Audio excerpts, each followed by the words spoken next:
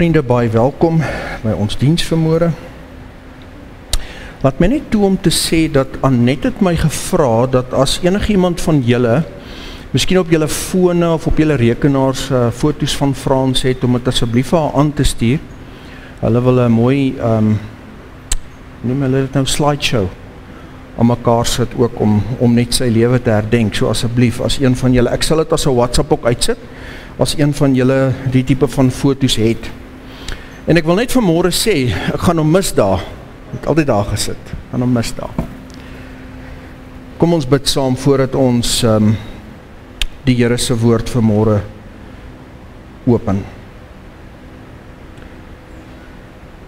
Ons dank U, Here, dat U ons weer by mekaar gebring het. Ons weet dis net U genade. Niemand van ons kan daarop aanspraak maak om die week wat ons deurgaan te oorleef eers. Nou gesien weer met Frans, Here, nie een van ons het die reg om te sê, ek sal volgende Sondag weer hier wees nie. En dankie dat ons hier kan wees. En ons bid vir die Van der Merwe familie, ons bid vir Sonet en Annette en Konrad en hulle gades en die kleinkinders en almal, Here, wat iemand kosbaar verloor het. Ons bid vir hulle dat U vir hulle sal versterk en dat U vir hulle sal bemoedig en op die eie tyd sal genees. Ons dink steeds aan Dawie en Johanna, Karina, Japie, Alta, wat vir Dawie Vrydag tot ruste gelê het. Here, hoe stikkend is hulle harte nie. Ons bid dat U vir hulle sal krag gee. Ons bid dat U vir hulle sal oprig, dat U vir hulle weer sal kom sterk maak. Here, almal van ons wat U nodig het, wat U krag nodig het, ons roep uit na U vanmôre en ons sê, Here, kom gee U vir ons die krag om te doen wat U wil hê ons moet doen, totdat U ons wegneem. En ons vra ook nou, Here, dat U vir ons sal seën uit U woord. Ons vra dit in Jesus se naam. Amen. Verlede week het ons gesien dat God groot is en dat hy in sy krag heers. Jesaja 40, die openingshoofstuk van die tweede gedeelte van Jesaja, wat strek vanaf hoofstuk 40 tot by hoofstuk 66. En dit is die toon, dit is die pas, die atmosfeer, die tempo waarop hierdie tweede gedeelte van Jesaja begin. God wat vir die mens baie duidelik sê, ek is God, julle is gras, ek heers oor alles, die nasies is vir my niks, afgode is vir my niks, my woord is ewig, julle moet luister. Dis die toon waarop die tweede gedeelte van Jesaja begin. En ek noem hierdie die korrekte perspektiewe vanuit God se woord.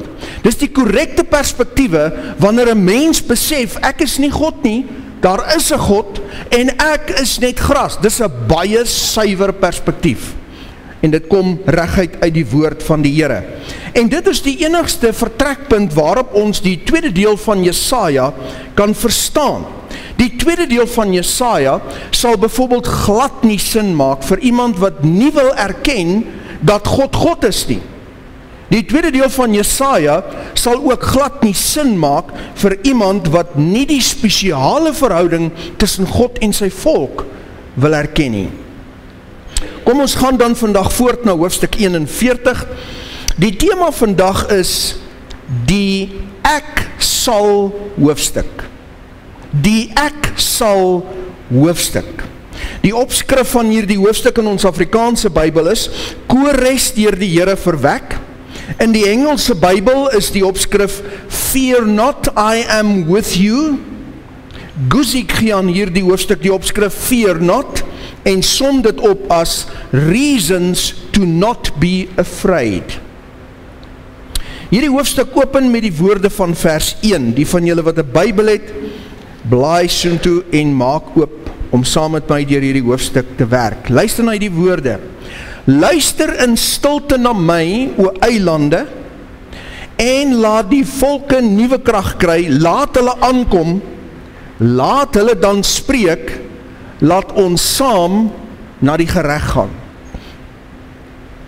God wat in hoofstuk 40 aan ons so duidelik verskyn as kragtig en in beheer, is aan die woord En die woord eilande in vers 1 in hierdie konteks is 'n verwysing na volke van ver lande, nie Israel, ver lande, die volke wat om hulle is en wat ver van hulle is. Hulle wat God nie dien nie, hulle wat hom nie herken nie, en hulle wat nog afgode dien. God sê vir hulle, ek daag julle tot 'n hofsaak. Kom, laat ons na die gereg gaan. En julle sal moet krag by mekaar maak as julle kom hiervoor.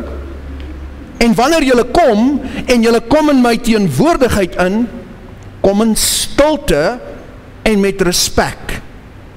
Want julle is in die teenwoordigheid van die hoogste gesag in die heelal. En onthou in die lig van hoofstuk 40, wanneer julle kom, ek heers oor alles, en julle is gras. Guzik skryf, hy sê, God sal toelaat dat die afgodsaanbidders van die hele wêreld voor hom kom, om hulle afgoderry te kom regverdig. Hulle sal geleentheid kry om te praat, maar hulle moet sy hofsaal binnegaan met stilte, uit respek vir sy majesteit. Hulle moet besef, met wie hulle te doen het in hierdie regsaak, hy wat die sterre in hulle bane sit, en aan elkeen van hulle sy naam gee. In vers 2 tot 4, sien ons, God stel nou sy kant van die saak. Kom ons lees hierdie 3 verse. God vra aan hulle 'n vraag, hy sê, wie het hom uit die ooste verwek, vir wie die oorwinning tegemoet tree by elke voetstap? Wie gee nasies aan hom oor, en laat hom konings vertrap? Wie se swaard maak hulle soos stof? Wie se boog maak hulle soos 'n dwarrelende stoppel, dat hy hulle agtervolg, ongehinderd verbytrek, die pad nie met sy voete betree nie? Wie het dit gedoen en tot stand gebring?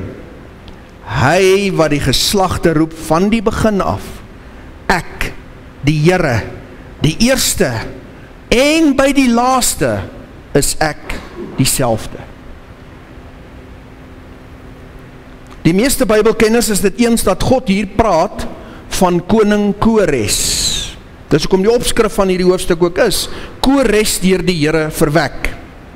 Hy wat van die noorde sou kom, die Meders en die Perse sou verenig teen die Babyloniërs.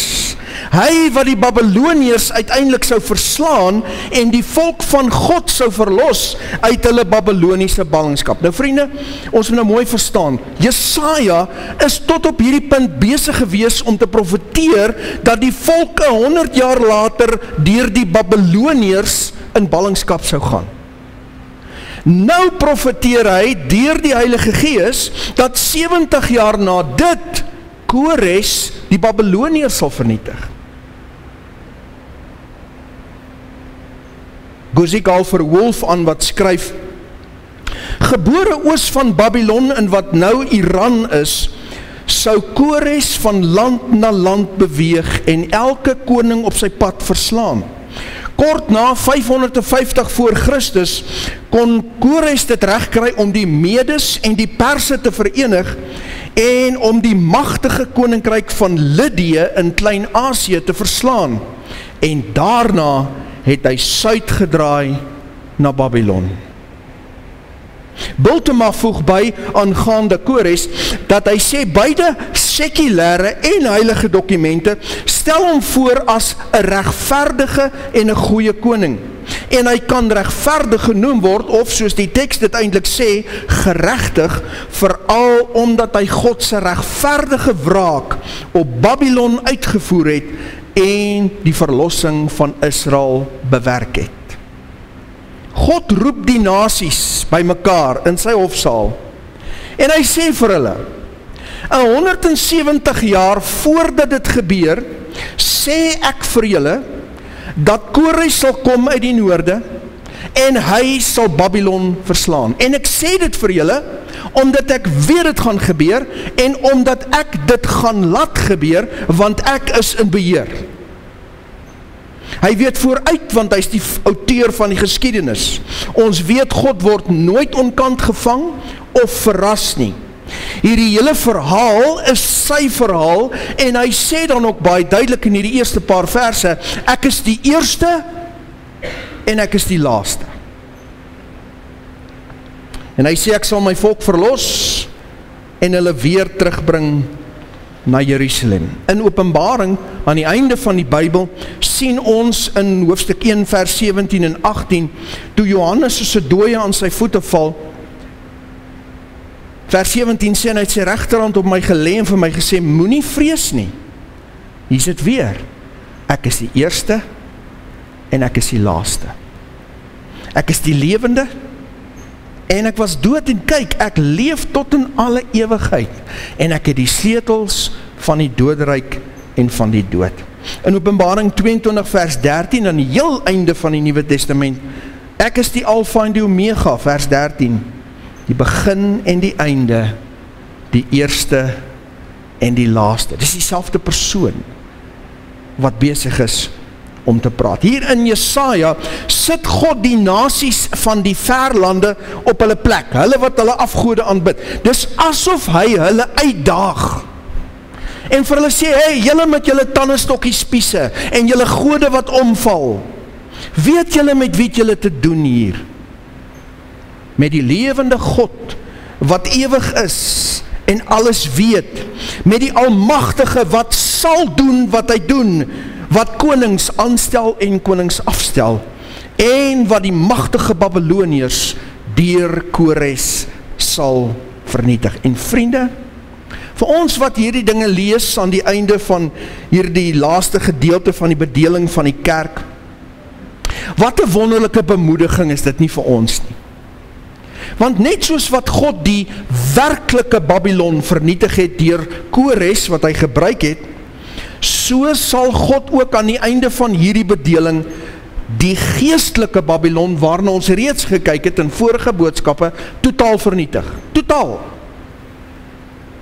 Al die bose stelsels van hierdie wêreld, die geldmag, die korrupte politieke magte, al die geheime orde, soos die een wêreldorde en die Illuminati en al die goed waarvan ons die hele tyd lees en hoor, die vrymesselaars met al hulle netwerke, die hele valse Roomse katholicisme, alles wat in die gees van Babylon geskied, gaan God vernietig. Alles wat teen hom en sy mense is, alles daarvan. En aan die heel einde van hierdie bedeling gaan hy die antichrist en die valse profeet in die poel van vuur gooi, en hy gaan dit toemaak. Hy gaan hierdie goed stop. Hy sal dit doen. Hoekom? Want hy is die eerste en hy is die laaste, en hy is volkome in beheer. En hy sê, ek sal my volk verlos, en ek sal hulle weer terugbring na Jerusalem toe deur Kores, en die nasies moet kennis neem. Hoe reageer die nasies van die verlande, wanneer hulle in God se hofsaal hierdie woorde hoor? Vers 5, 6 en 7. Die eilande het dit gesien en gevrees. Die eindes van die aarde het gebewe. Hulle het nader gekom en toegestroom. Die ene die ander gehelp en aan sy metgesel gesê, wees sterk, staan sterk my ou maat. Vers 7. En die ambagsman het die goudsmid versterk. Hy wat met die hamer plat slaan, hom wat op die ambeeld slaan, terwyl hy van die soldeer sal sê, dis goed. En daarna slaan hy dit vas met spykers, dat dit nie wankel nie. Hier is die vreemdste vir my van alles. Die nasies sien die grootheid en die almag van God. Hulle bewe, maar hulle bekeer hulle nie. Hulle praat mekaar moed in en versterk mekaar, maar hulle woed voort in hulle afgoderry. Want hulle sê, die ambagsman het die goudsmid versterk, gaan aan, bou vir ons groter afgode, bou vir ons sterker afgode, slaan nog meer goed aan mekaar, en onthou net om die spykers te gebruik, laat dit nie omval nie. Plaas daarvan om aan hierdie God van glorie, en majesteit, en mag, en krag, oor te gee, het hulle afgewyk van God, en vir hulle self nog meer gode en nog meer afgode gemaak. En dis die patroon tot vandag toe. Tot vandag toe. Hoe dikwels het ek en ander evangeliewerkers dit nie al gesien nie, dat mense in hulle broosheid en in hulle swakheid die glorie van God sien in daardie helder oomblikke wat pyn bring. En hulle bewe, en hulle is benoud, en hulle is plat in die grond. Maar in plaas daarvan dat hulle werklik tot God bekeer, plaas daarvan draai hulle weer na hulle afgode toe. En dan vind jy dat dikwels na so 'n gebeurtenis, waar God homself op 'n kragtige manier aan mense geopenbaar het, dan drink hulle harder as ooit van tevore. Hulle klou nog vaster aan goddelose vriende. Hulle werk nog harder vir geld as ooit van tevore. Maar hulle bekeer hulle nie tot God nie.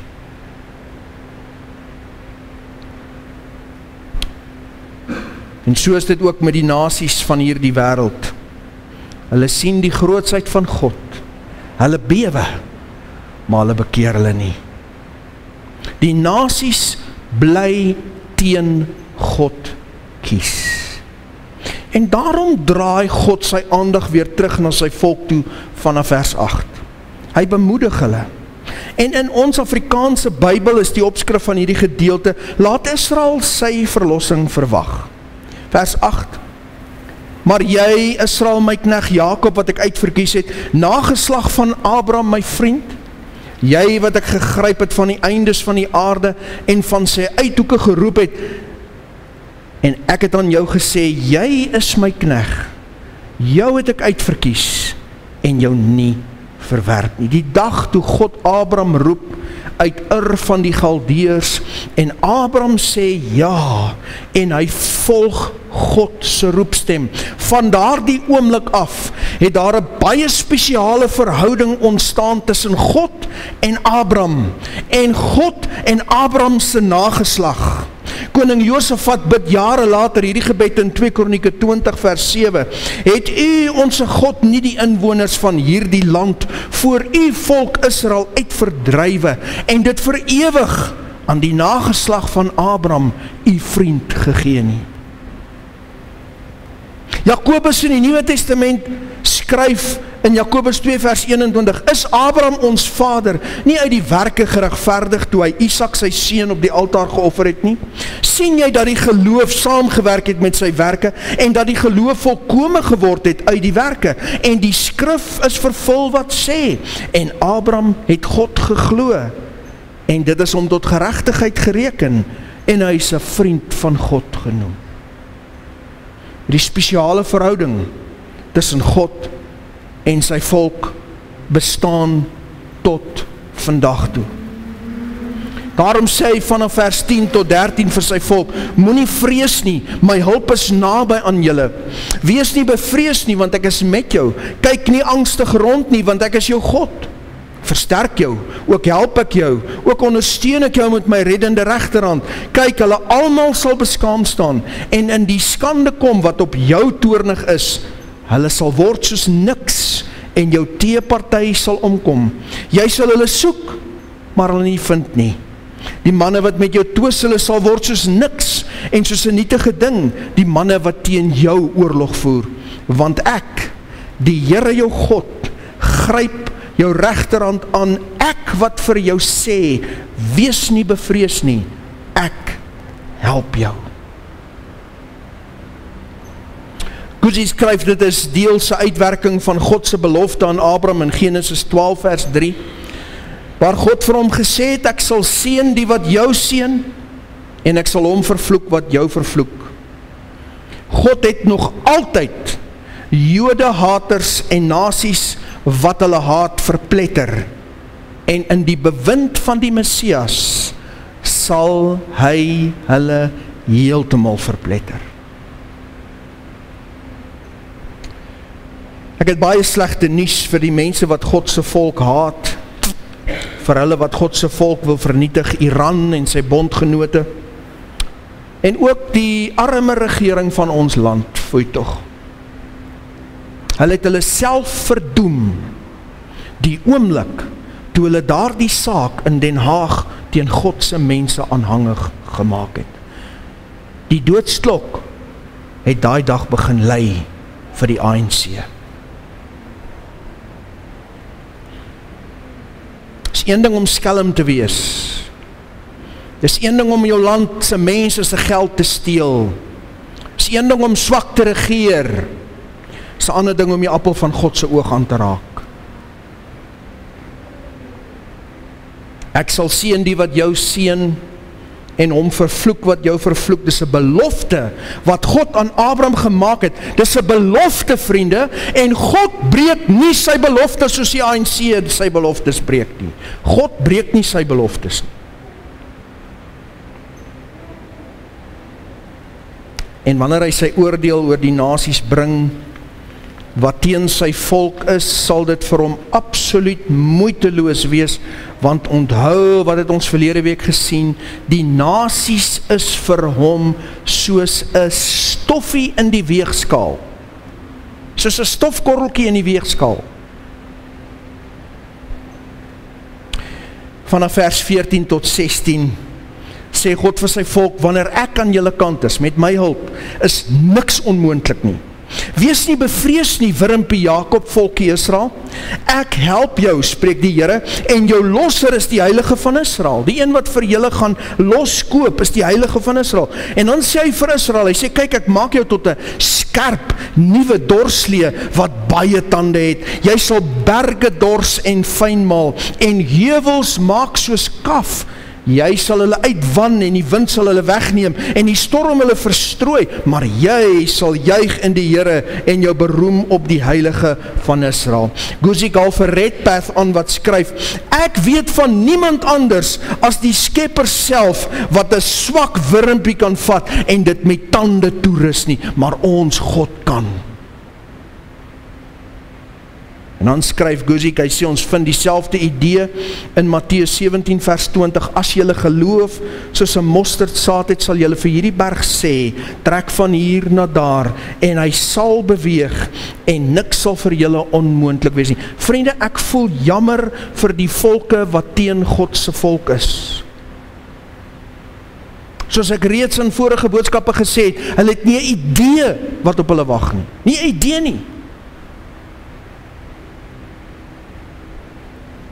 Vanaf vers 17 tot 20 sê God vir hulle, moenie vrees nie, ek het genoeg bronne.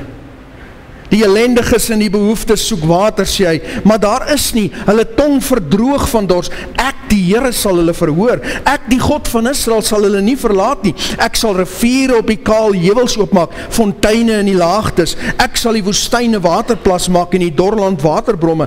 Ek sal in die woestyn gee die seder, die akasia, die mirt en die wille olyfboom.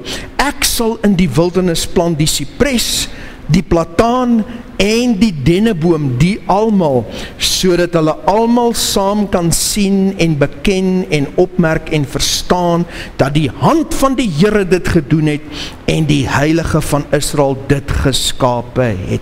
Ek het reeds in 'n vorige boodskap vir julle gesê, daar is beloftes van God dat daardie omgewing, daardie droë streek in die Midde-Ooste sal 'n waterryke streek word.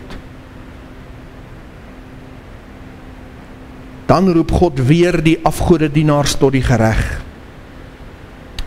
In vers 21 sê hy vir hulle, bring julle regsaak voor, sê die Here.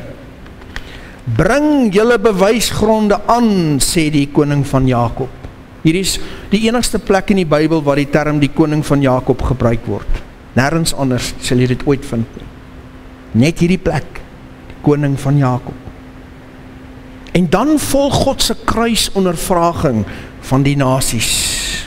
Hy daag hulle uit, soos 'n goeie advokaat, hy daag hulle uit.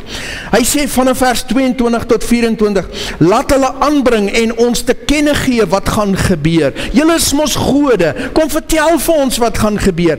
Gee te kenne van die vorige dinge, hoedanig hulle was, sodat ons daarop kan ag gee en van die afloop daarvan kan kennis neem, of laat ons die toekomstige dinge hoor.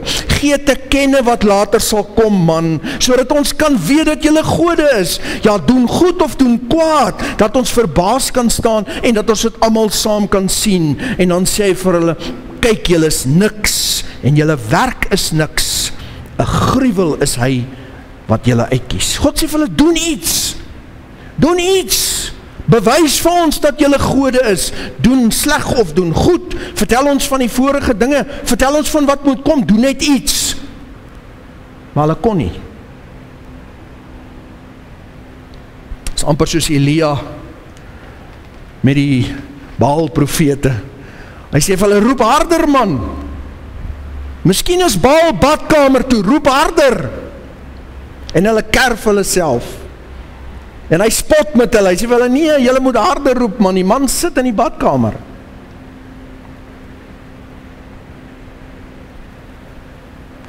Maar hulle gode kan nie, want hulle is niks en hulle werke is niks.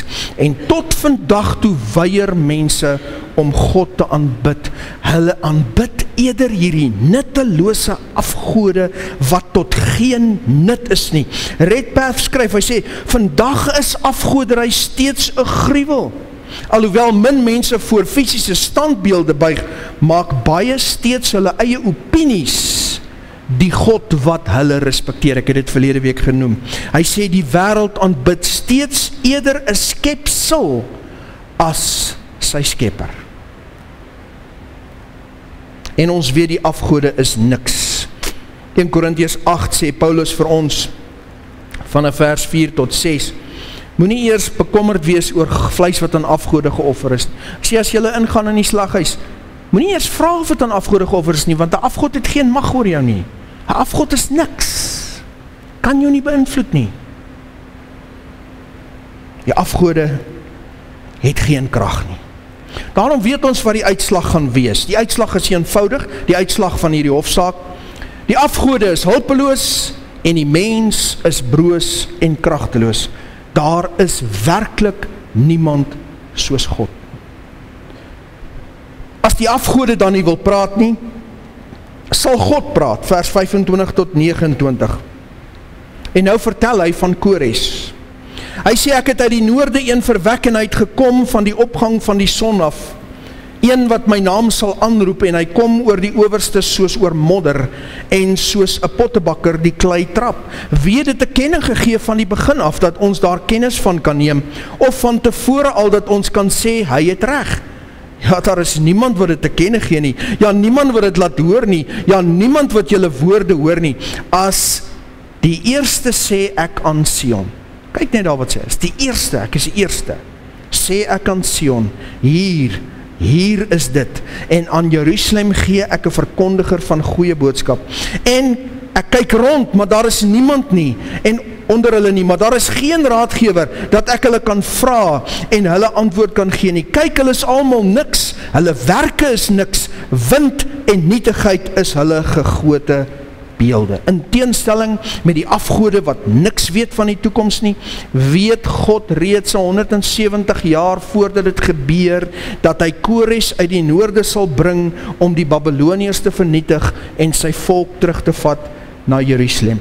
En ons lees van Kores in Esra 1. Kom ons lees gou daar, eerste 4 verse van Esra 1.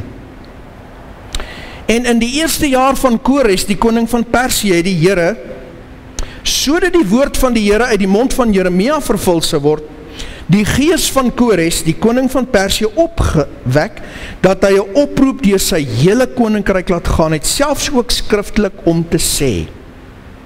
So sê Kores, die koning van Persie, al die koninkryke van die aarde het die Here, die God van die hemel, aan my gegee.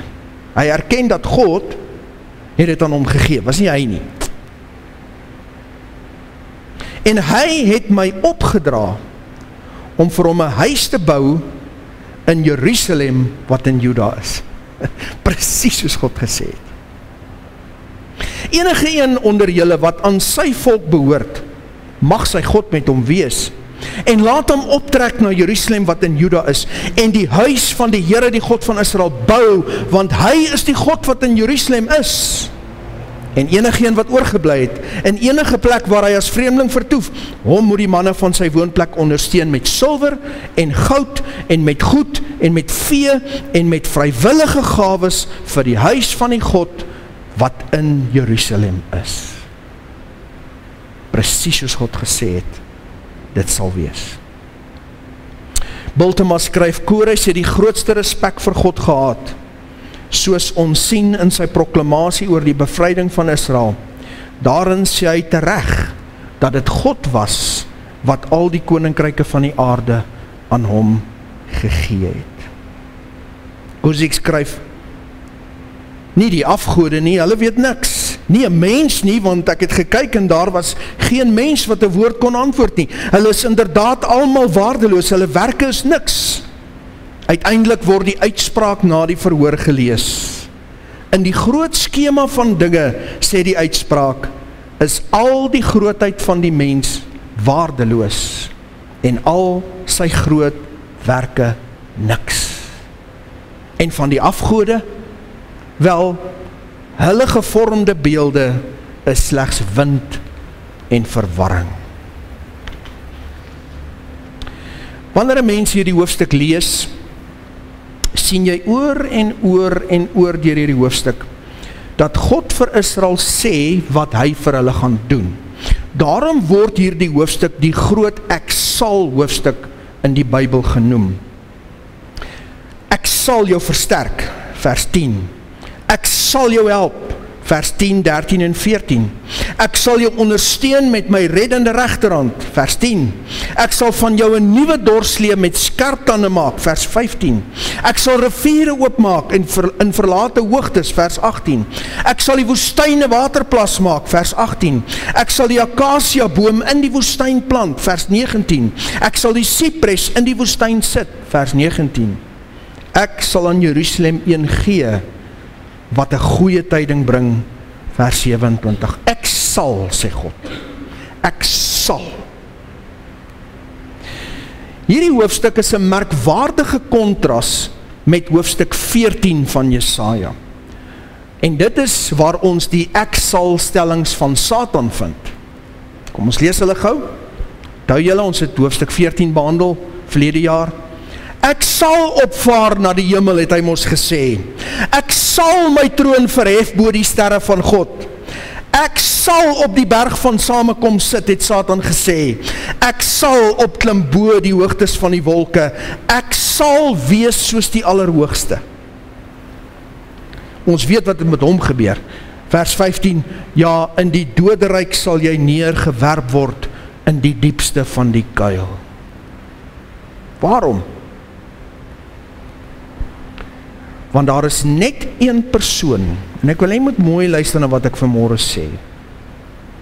Daar is net een persoon in die ganse heelal wat kan sê, ek sal.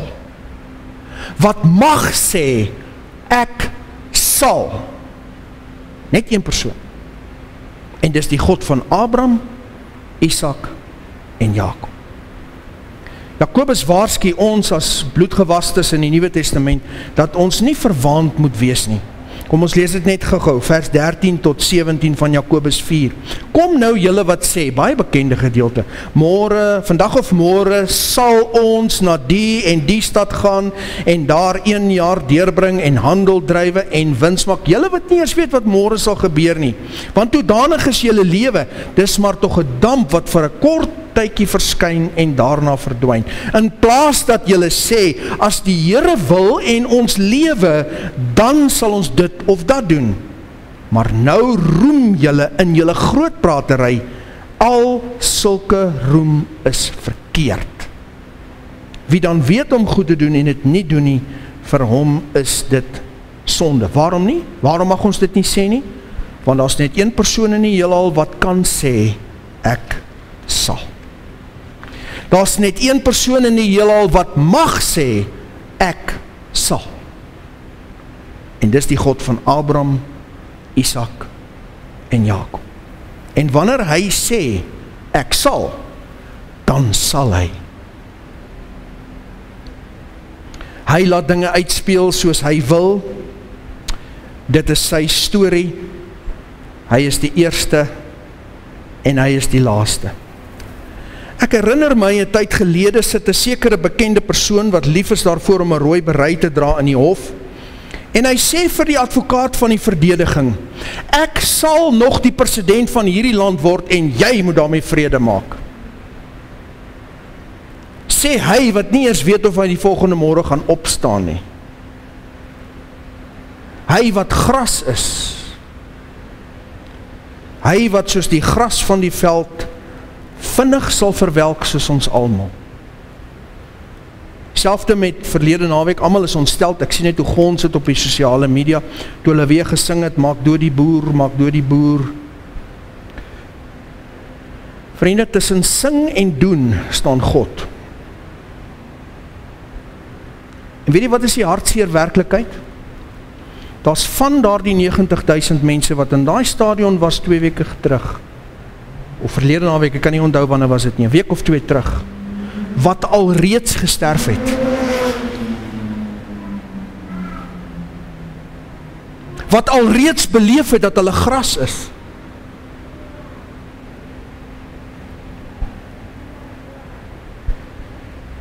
En so is ook die nasies, ons sal dit en ons sal dat.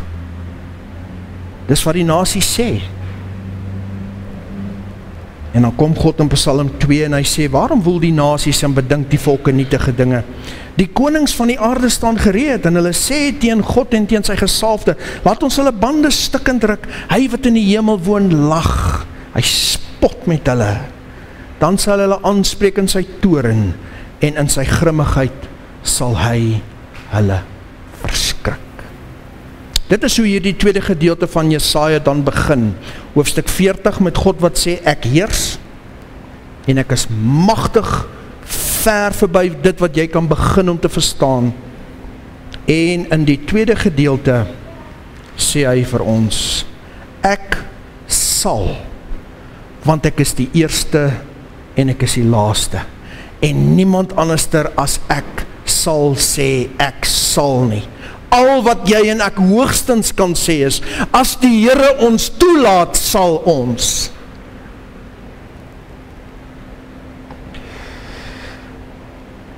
Mag die Here ons help om te besef wie hy is. Want alleen dan kan ons alles begin sien soos hy dit sien. Alleen dan kan ons ware vrede begin beleef, vriende, want dan kan die rumoer wat daar buite aan die gang is, van mense wat self gras is, en wat dan sê, ons sal, sê ons, julle is gras, man. Dan kan ons begin vrede beleef, en ons kan hom waarlik vertrou, want dan kan ons as bloedgewastes begin sê, weet jy wat? Ek weet nie wat die toekoms hou nie, maar ek dien 'n God wat weet wat duisende jare van nou af gaan gebeur. En hy weet presies waar ek gaan val en hoe ek gaan val.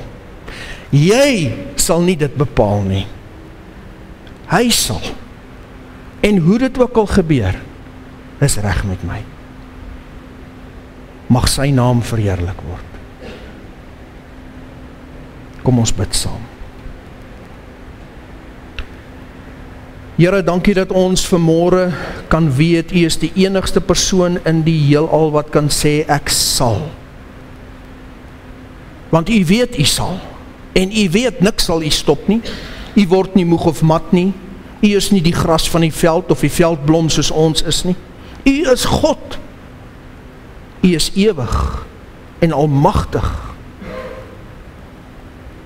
En ek en my broers en susters en my vriende en almal wat na hierdie video vorentoe gaan luister, wil vanmôre voor U kom buig en sê, Here, soos wat Jesaja vir ons wys aan die begin van hierdie gedeelte, U is alles, ons is niks. Ons buig voor U en ons sê, Here, laat U wil geskied. U is die eerste, U is die laaste en alles wat tussenin gebeur, beheer U, Here, en dis reg met ons. Ons vertrou U, ons wag op U en ons aanbid U. Die afgode is niks. Hierdie wêreld bied niks, ons oë is op U gefestig. Dankie, dankie dat ons U kan vertrou, in Jesus se naam, amen.